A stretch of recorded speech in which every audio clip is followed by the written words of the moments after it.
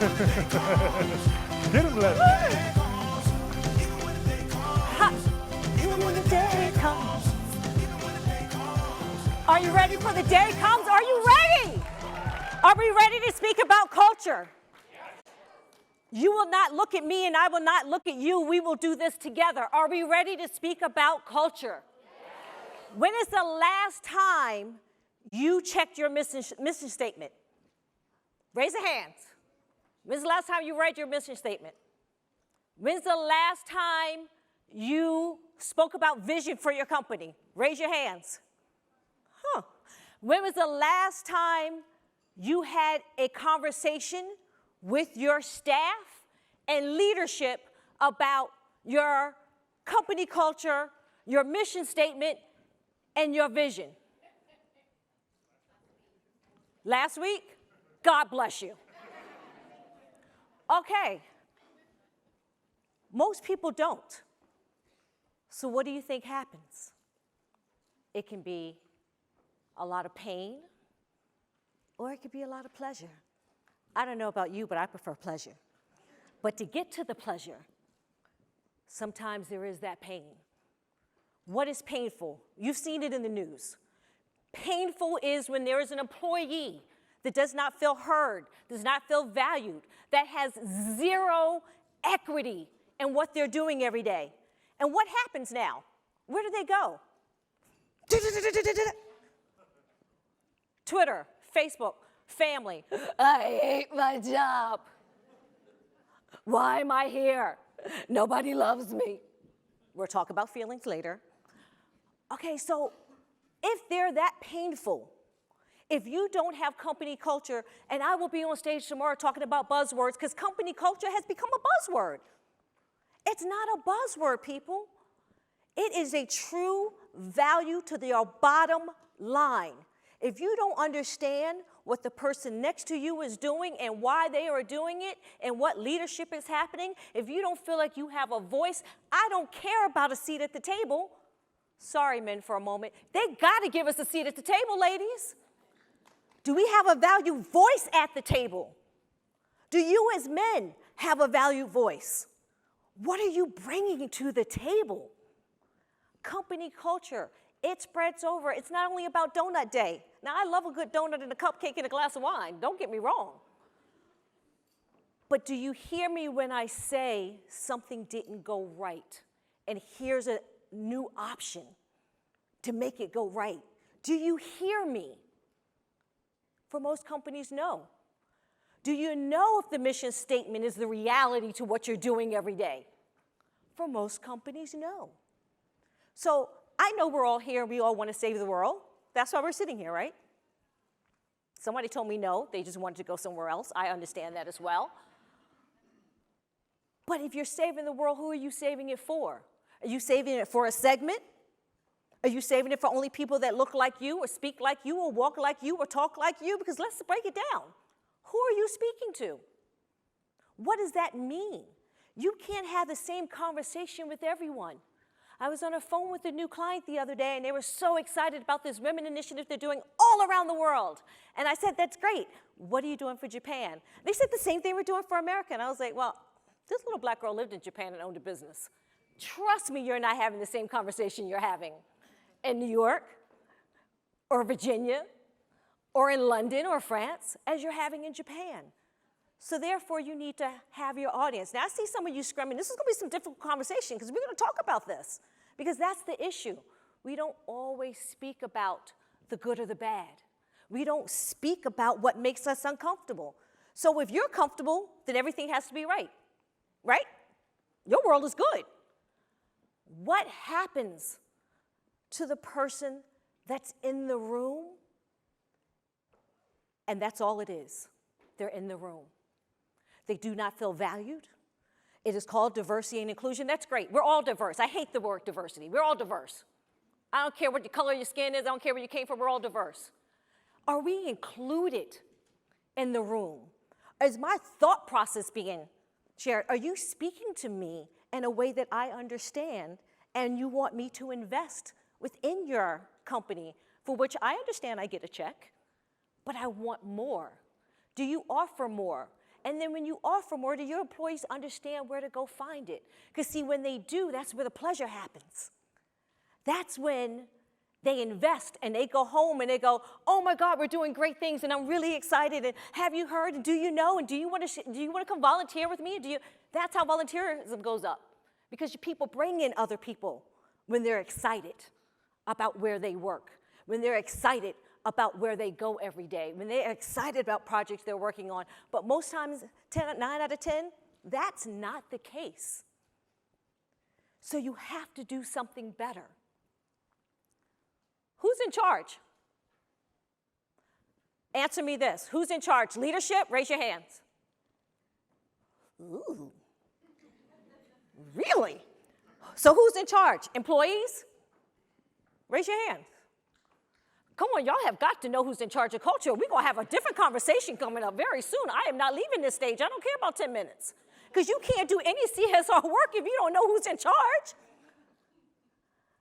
You can't do good outside if your inside is not good. Let's take that curtain. Let's open up and let's be Wizard of Oz. What's happening behind the curtain?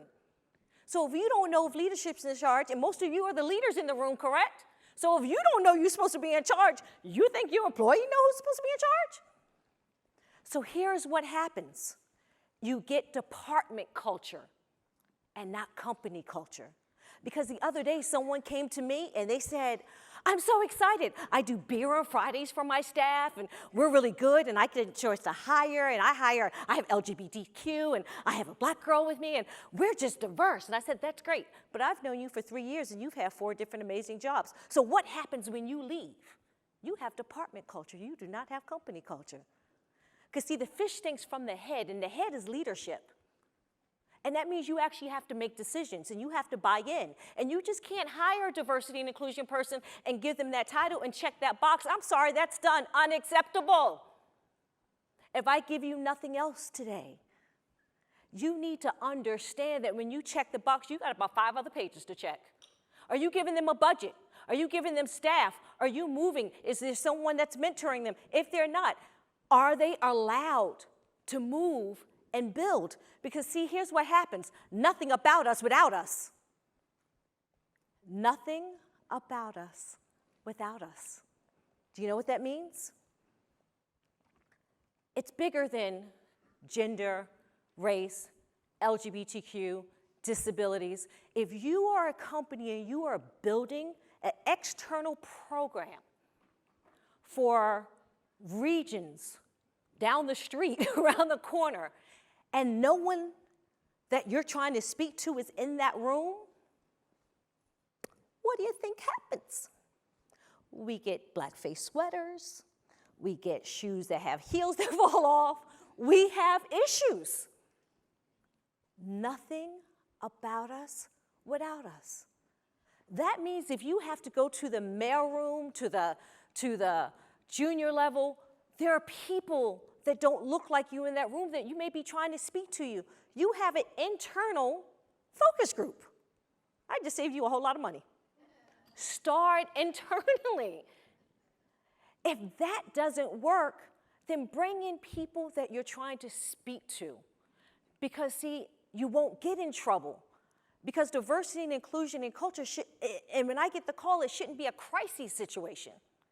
I will help you get out of it, but it's not a crisis situation. It should be a building, growing, and it can be a profitable situation. The nothing about us without us also implies internally. That means if I am the PR department, the marketing department, the advertising department, and yes, I'm adding the CSR department, and the legal department, and you're planning a program, you really should probably speak to me before you roll that out.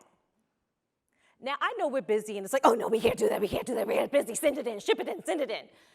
But when you send it and you ship it and you do all of that, and all of a sudden you put it out and you're like, oopsie, cultural appropriation. Bob did it. Bob said he had a cousin that knew somebody that lived in that town that knew about that. Man, take the 5 minutes, take the hour, take the time to invest, whether it's CSR, whether it's diversity and inclusion, equity. Equity equals access. So if you're going to have someone give access to your company, that's your customer, you have to build that internally as well. How does it feel? They're pushing me out. How does it feel? There's feelings involved. I know we're not supposed to feel at work, but at the end of the day, if you piss me off because you said something that offended me, I show up the next day, I'm still pissed off, and it goes, and it goes, and it goes, and it goes. If you give me praise for something I worked on, it's okay. So feelings matter. My challenge, be better. Review your mission statement. Does it align with what you're doing? Does the people that you hire, does it work with what you're doing? Take a look around your company. Do you have department diversity? Do you have company culture? I want you to really think about that. What can you do to make it better for one person? One person. Who can you add to the room that's not a prop? That's that checkbox again. Find someone that you can build and grow and nurture into your systems. Have that liaison for the person that's speaking internally and externally for you. I want you to join me at my issue table later on perception versus reality, turning intent into action in these fields. But mainly, where'd my slide go? I want you to really, there we go, think that culture is not something that we just speak about.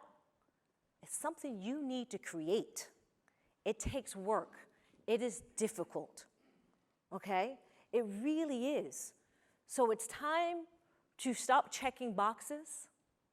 It is time that if you say you're doing the work, do the work, or stop speaking about the work.